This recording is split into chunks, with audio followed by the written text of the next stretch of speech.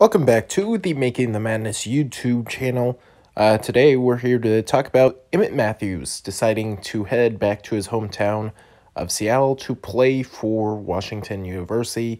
Obviously a very nice pickup for Mike Hopkins and the Huskies just in general, coming off a season where they finished 11th place in the Pac-12. And this is a very, very nice pickup for a Washington team that, of course, has been kind of struggling as of late.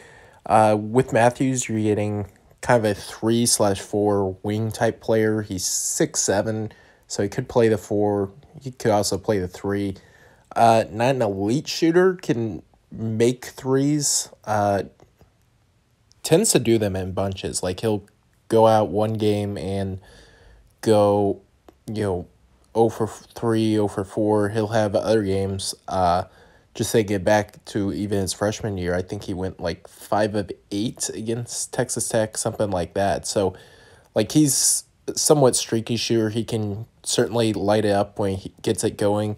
Most nights you're not really looking for him to be a three-point sharpshooter, but if he can be a little bit more consistent, I mean, he's definitely a benefit for Washington, and mostly because he does all the other things. He's a good driver. He can score in the paint. He gets to the foul line pretty well, and he can defend at a pretty good rate.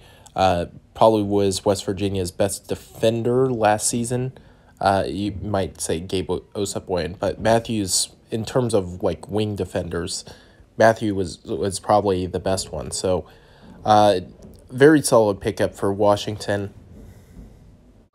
So, looking forward, Washington has a bit of optimism going into next season. I mean, it's hard to do much worse than they did this past season, but there's a little bit of optimism. They will likely return Quade Green. They pick up Terrell Brown Jr., who can also play the guard. Jamal Bay is likely back as well. You add that in with Emmitt Matthews Jr., and you have a pretty solid 1 through 4. We'll kind of see what they do. They could go Nate Roberts at the 4. They could try to add someone else. That would probably be the route I would recommend. And they have Cole Bajema coming off the bench. This is a solid Washington's team going into next year, and we'll kind of wait and see what else they do. But certainly picking up a commitment from Emmitt Matthews is big. I still don't think they're a tournament team. And you're looking at a Pac-12 that is going to be on the up. UCLA is certainly very good. Arizona, I think, has some high potential. Oregon's always very good. Washington State is looking to maybe even have their best season, since the Tony Bennett era.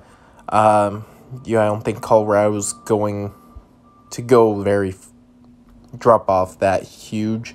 They lose McKinley, right? But they return a lot of pieces. So, I mean, you're looking at Pac-12 that's still, I think, is going to be very solid.